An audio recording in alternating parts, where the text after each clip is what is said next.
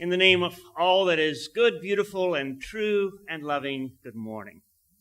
It's a joy to be here and to share with you in this time of worship and celebration and to get to know you. A lot of you have done a great deal of work to prepare for my coming and to really extend hospitality, and I'm most grateful. I would like to call everyone's name, but there's so many of you. Kathy and Gordon had dinner for us last night. Heidi Campbell did a lot of the work in advance. Cindy has done a good bit of work as well, and Alex Holt has been wonderful in extending his gracious welcome to me.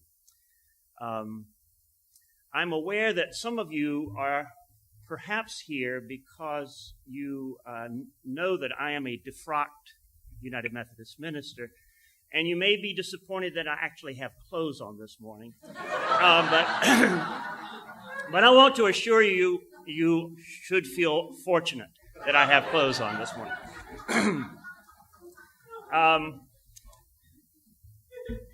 I also commend you for being a welcoming congregation. In my tradition, the United Methodist Church, we call it a reconciling congregation. In most churches around the country, there is some active presence really trying to make the church become welcoming and open and inclusive to lesbian, gay, bisexual, and transgender people. And that is a very, very important aspect of what it truly means to be a community that values love and peace and justice. And it's something that to declare yourself this is a very important thing for the community. And I hope that my sermon this morning will illustrate the need for being publicly a welcoming congregation. I've chosen a scripture this morning that's in the bulletin, and then I've chosen an additional one since. One from the book of Psalms, Psalm 139, selected verses. And then the other from the Christian scriptures, the first letter of John, 4th chapter, selected verses. In Psalm 139, we find these words. O God, you have searched me and known me. You know when I sit down and when I rise up. You discern my thoughts from far away. You search out my path and my lying down, and are acquainted with all my ways.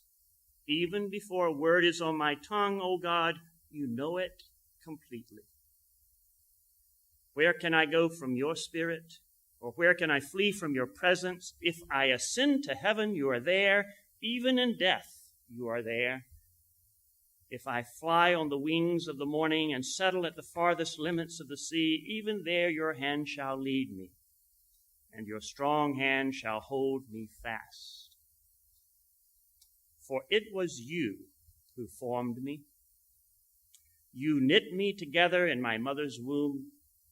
I praise you, for I am awesomely made, wonderfully made, and wonderful are your works.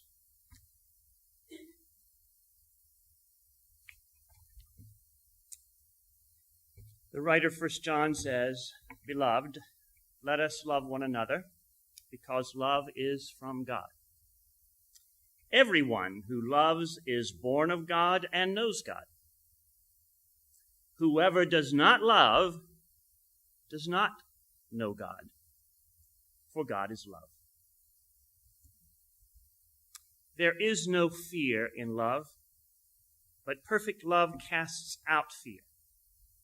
For fear has to do with punishment, and whoever fears has not reached perfection in love. We love because God first loved us. Those who say, I love God, and hate their sisters or brothers are liars. For those who do not know those who do not love a brother or a sister whom they have seen cannot love God whom they have not seen. The commandment we have from God is this: those who love God must love their sisters and their brothers also.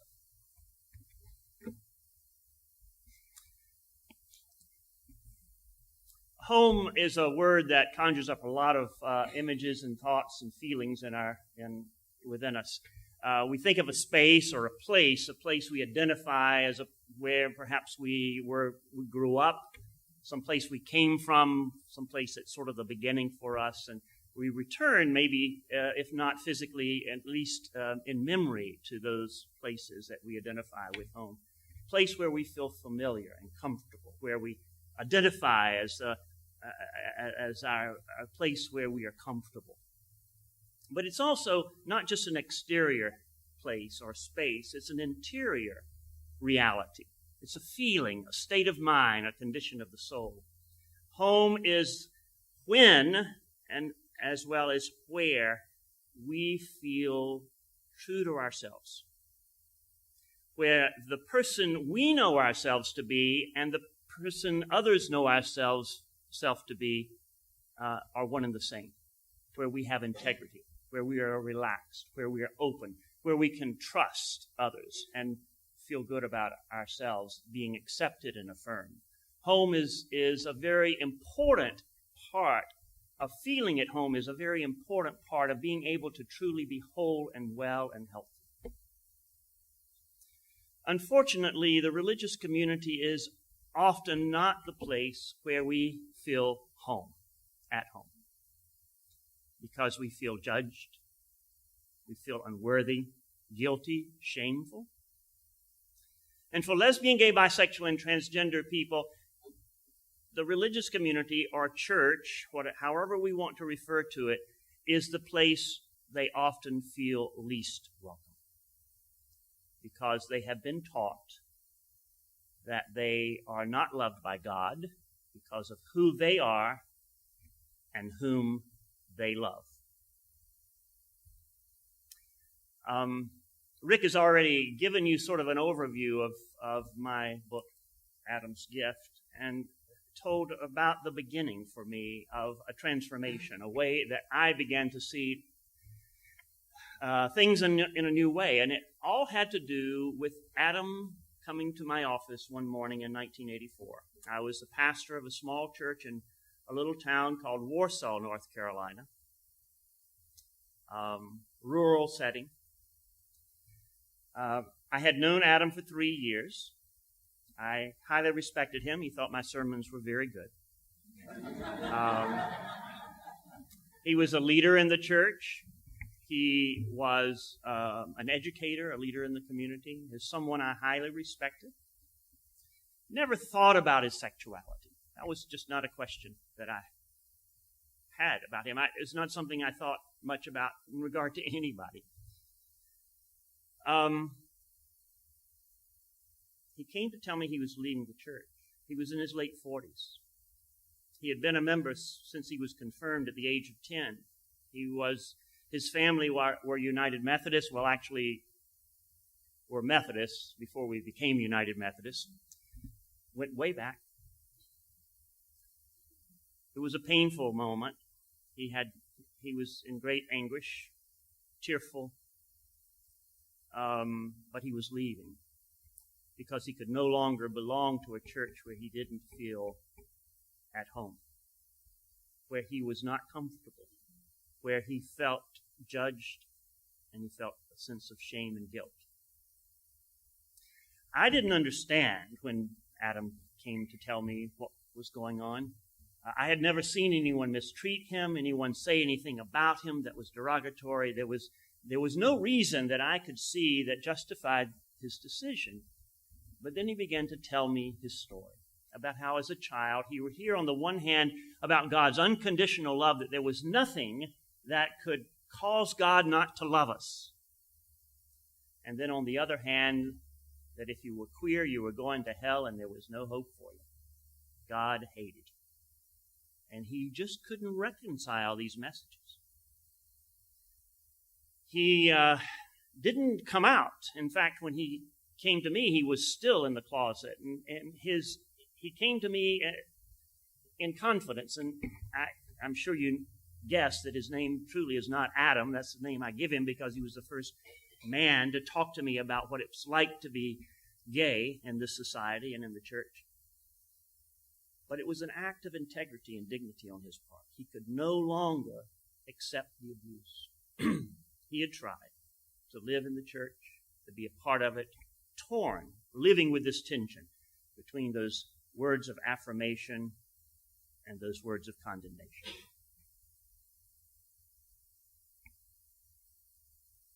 Because of who I knew Adam to be, all of the conventional ideas I had about homosexuality were challenged. I could no longer hold on to them. There wasn't a theological argument or a biblical passage that sort of changed my mind and my heart. It was the humanity of Adam. All of the theology and all of the biblical quotes that have been used to justify the discrimination against same-gender loving people could not stand up to the humanity of Adam. And so I had to begin to explore, okay, why is it that my church teaches what it does? And where does it come from? And society in general. It's not just the church. It pervades society, this anti-gay, this homophobic heterosexism that we are all afflicted with. And so I began a very intentional study. I began by looking at the Bible. My undergraduate degree was in biblical studies. I went to the University of North Carolina in Chapel Hill and studied there. That other Carolina. So the Bible is very important to me. And I thought, as a pastor, I need to understand what the Bible really says. Now, we could talk a long time. In fact, we could have months of a discussion about what the Bible says and doesn't say about homosexuality. But my conclusion at the end of my study, very careful and serious study, was that there is no legitimate justification to say that the Bible condemns same-gender loving relationships. None. Just can't be done. All of the claims made are claims based on prejudice read back into the Bible. From our point of view, not from the point of view of the people who wrote the Bible. There was no understanding of sexual orientation in biblical times. There are references to same-gender relationships, sexual relationships in the Bible, and they are all negative. There are very few. Actually, I believe there are only 3 legitimate ones. But they have to do with violent rape, idolatry, and promiscuity. And I can tell you there are different gender sexual relationships in the Bible that have to do with violence, idolatry, and promiscuity that are also condemned. But we don't condemn heterosexuality because of that. So, my conclusion is, okay, you can't make the claim that the Bible says homosexuality is a sin. Okay, that's out of the way. So I began to study human sexuality. And I learned that, again, just to sort of summarize what I learned, that sexual orientation is a normal, natural, and healthy aspect of the human personality, whatever the orientation is, whether it's to the same gender, both genders, or a different gender. It's normal, natural, and healthy. And as a pastor, it was very clear to me that you don't affirm everything about a person except one little part and say, okay, I love you, and you're wonderful, and you're good, except. You just don't do that. Who you are, your sexuality is an essential aspect of the human personality, and it has to be affirmed and supported like every other aspect of the human personality. So where did this prejudice come from? What did I find in my study? I found the source in church history. When the church in its early years was beginning to formulate its theology and its ethics, it was impacted profoundly by certain Greek philosophies that were dualistic. that saw reality divided into two parts, the physical and the spiritual. This was Manichaeism, Stoicism, Gnosticism, and some others. So that the early Christian teachers said that the physical world is corrupt and evil, and only the spiritual world is good. And that the human being is a spirit imprisoned, pretty bad word, imprisoned in the body. And that to mature spiritually, you needed to deprive the physical, deny the physical. So sexuality was identified with the physical world and was considered to be sinful. Now, another interesting aspect of this little dualism that the early Christian fathers taught is that women are identified with the physical world and men with the spiritual world. Women give birth. That's a very physical thing. Men have ideas. That's spiritual. There was a saying that developed early, around the 3rd century, that all of woman and man from the waist down were creations of the devil. Man from the waist up was the creation of God. So misogyny is one of the consequences of this dualistic philosophy, the contempt of women. And as you look back and see the role that women played in the early church, they really weren't given much of a role except as servants. The women that were held up and sort of honored were those who were virgin. Women were blamed for men's sexual lust. Augustine in the 4th century said that sexual desire is the foulest of all human wickednesses. He said the only exception that makes a sexual act okay is procreation. But you can't enjoy it. Pleasure, sexual pleasure, is a sin. So you're supposed to close your eyes, hold your nose, and not enjoy it. In the 14th century, Thomas Aquinas wrote the Ethics for the Roman Catholic Church. Well, it was the church at the time, pretty much the church. And he relied not on the teachings of Jesus or the Bible, but he relied on the philosophy of Aristotle, who lived some 300 years before Jesus. Great philosopher. But Aristotle taught that things were good when they were used according to their purpose, and they were evil when they were used contrary to their purpose.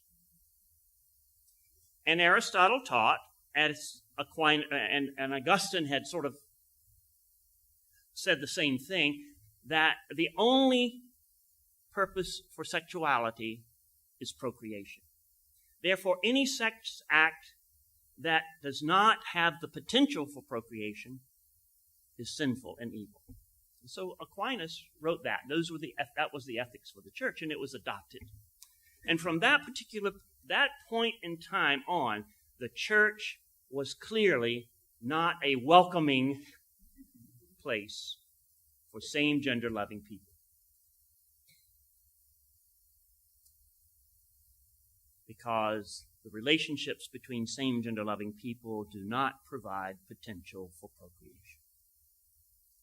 It was at that point in time that truly the church was no longer a home for lesbian, gay, bisexual, and transgender people.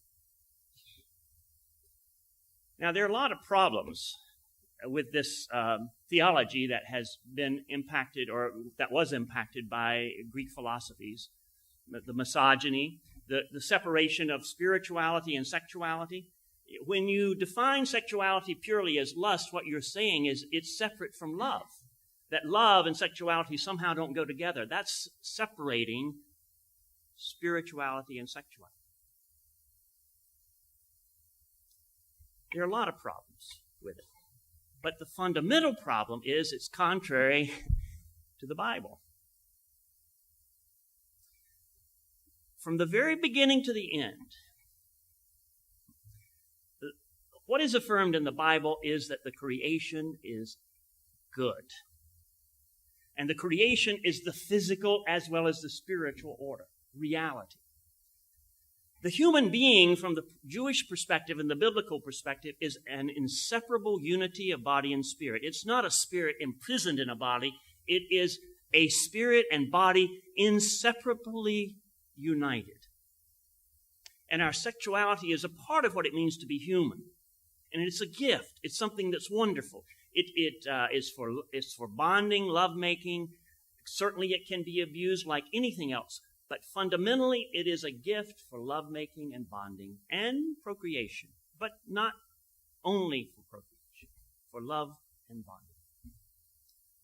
The Song of Songs, that book is nothing more than a celebration of loving sexual intimacy. Many of the Psalms talk about the wonder of creation. The earth is the Lord, and Lord's in the fullness thereof. Let us rejoice and be glad in it.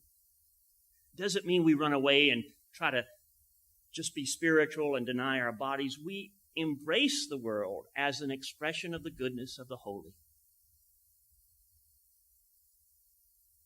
So the message, and this psalm I read today was so, to me, it's a poetic affirmation of the intimacy of God with us. It's not to be read literally.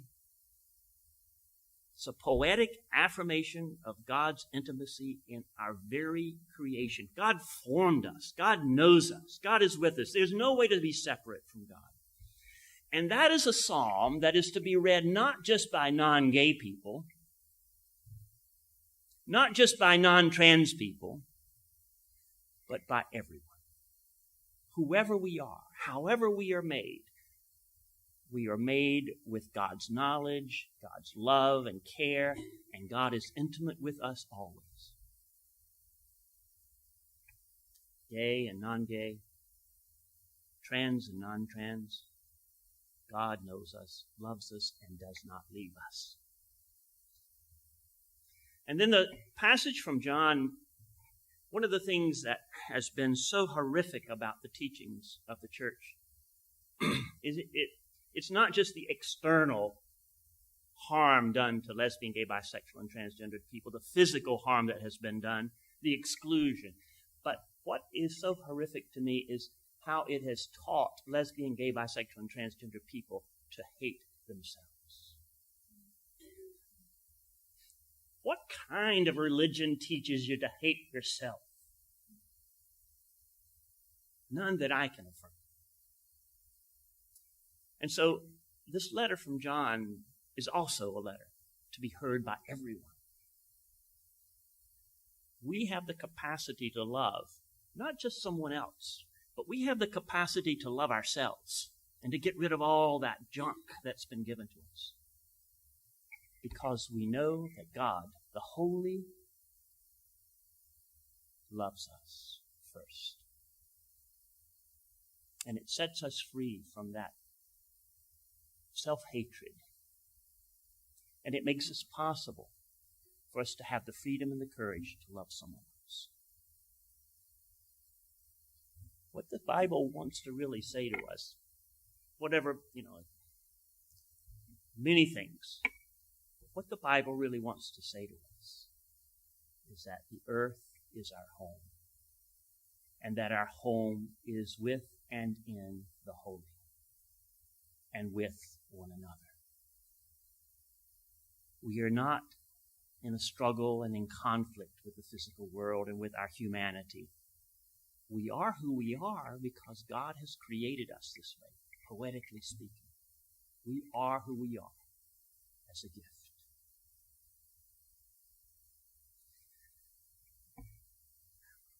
When I finished all this exploration of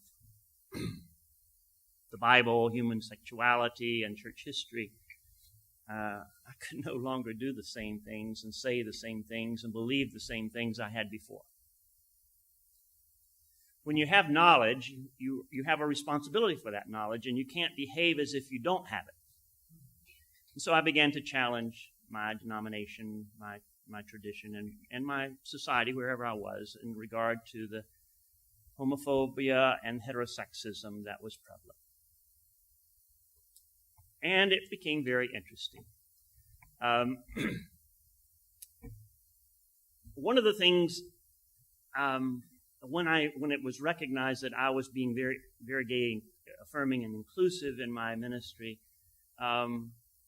people began to come out to me. It's like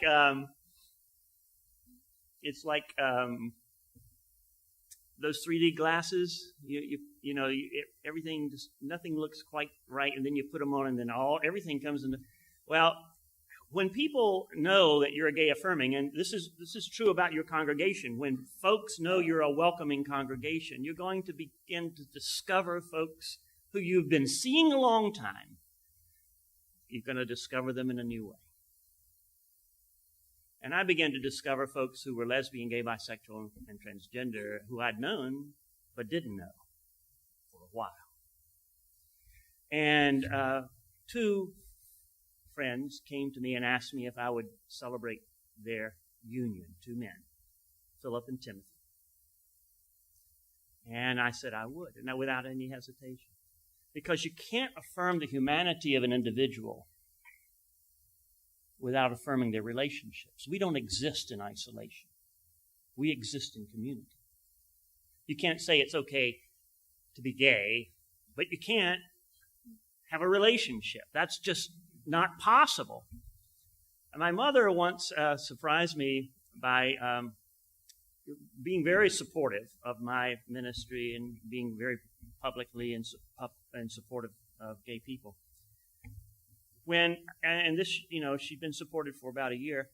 When one day the subject of sex came up, and I said, yeah, certainly, I support two men having sex and two women having sex, sexual relations, sexual intimacy. And she said, oh, I didn't realize that you were supporting that too. You can't support people without the fullness, the wholeness of who they are. And so I celebrated this wedding back in 1989 for Timothy and Philip. And I had been doing weddings for some time. And then in 1996, I found myself in Omaha, Nebraska as pastor of First United Methodist Church. Coincidentally, the same time that our church, the General Conference of the United Methodist Church, passed a prohibition against clergy celebrating same-gender unions. Actually, they call it homosexual unions. And I was never clear on what a homosexual union is, really. It doesn't really make sense. Homosexual has to do with sexual orientation, not gender. It didn't say there was a prohibition of doing same-gender relationships. It had to do with homosexual relations. And I didn't really understand what the church was trying to tell me until I met a couple at Morningside College in Sioux City, Iowa. I was speaking. The man was gay and the woman was lesbian, and they were married. Now that's a homosexual union. Okay. Same-gender union is something different. It's certainly possible for two non-gay men to marry. That would be a same-gender union, but not a homosexual union. But okay, I'm getting too picky here. But the point I'm wanting to make is the church passed this prohibition. And I told the church I would not abide by it. And a year later, I did a wedding for Mary and Martha. Again, not their real names. I still protect their confidentiality. But I want to tell you about their wedding, about them first. Mary grew up in Salt Lake City as a Mormon. She was taught from the very early years of her life that her purpose in life was to grow up, marry a man, have children, and take care of them. She was attracted to women. She knew that early in her life. And she could not deny it. She tried. She did marry a man. She had a daughter. She tried very hard to live everybody else's expectations of her. But she was desperately depressed and tried twice to take her life. And after the second unsuccessful attempt, decided she had to be true to herself. Now, she had been taught that God hated homosexuality and homosexuals, and that if you were homosexual, you were going to hell and there was no hope for you. So she realized what she believed was that she had to leave God, not only her church and her family, but to leave God in order to survive. And so she did. And she found her way to Omaha, Nebraska. Martha grew up in the Roman Catholic Church, taught very much the same thing. She married her brother's best friend, had 3 children. After 20 years of marriage, decided that she just could no longer be untrue to herself, to put up this false image of herself, to act as if she were someone other than who she really is. And so she finally, too, came out. It happened that her husband was her best friend, and he, though brokenhearted, was very supportive in her coming out and supported her through the process. She, too, felt she had to leave her church because of its teachings, not only about homosexuality, but about divorce. And so she found her way to Omaha, Nebraska, and a little metropolitan community church in Omaha, Nebraska, where they affirm a loving God who affirms all folks, all people. They found not only one another, but they found a loving God.